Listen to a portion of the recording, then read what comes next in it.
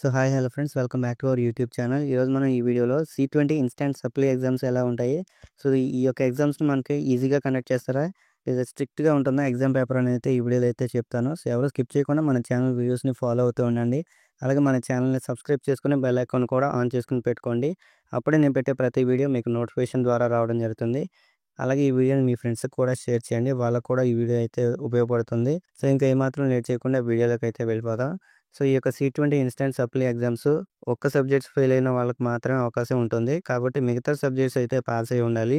So ఒకే రోజు మనకి exam అయితే ఉంటుంది. అంటే రెగ్యులర్ ఎగ్జామ్స్‌లా షెడ్యూల్ గానీ, బర్డెన్ గానీ, స్ట్రెస్ గానీ అయితే ఉండదు. పేపర్ ప్యాటర్న్ ప్రీవియస్ ఇయర్స్ పేపర్స్‌లా సింపుల్‌గా అయితే ఉంటుంది. సో ఎక్కువగా పాస్ అయ్యేలా అయితే ఈ క్వెషన్స్ అయితే ఇస్తారు. సో రిపీటెడ్ క్వెషన్స్ రావడానికి ఎక్కువ ఛాన్సెస్ అయితే ఉంటాయి. సో ఓల్డ్ క్వెషన్ పేపర్స్‌ని అయితే ఫాలో అవుతూ ఉండండి.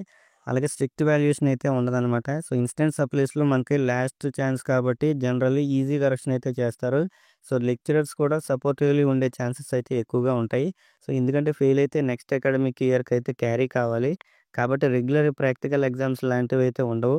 ఒక రిటన్ ఎగ్జామ్ మాత్రమే ఉంటుంది. కాబట్టి పాస్ మార్క్ తక్కువగా ఉండే సబ్జెక్ట్‌లో మరింత ఈజీగా క్వెషన్ పేపర్ అయితే ఉంటుంది.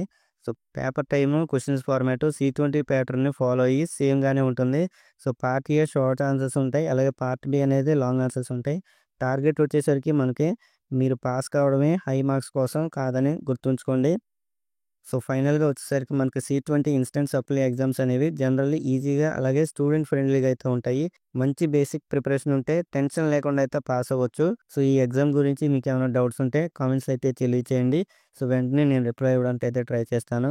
సో ఈ వీడియో ఇక్కడి వరకు చూసిన వాళ్ళందరికీ థాంక్స్ ఫర్ వాచింగ్. అలాగే మన ఛానల్‌ని సబ్స్క్రైబ్ చేసుకొని బెల్ ఐకాన్ కూడా ఆన్ చేసుకొని పెట్టుకోండి. అప్పుడే మన వీడియోస్ మీకు నోటిఫికేషన్ ద్వారా రావడం జరుగుతుంది.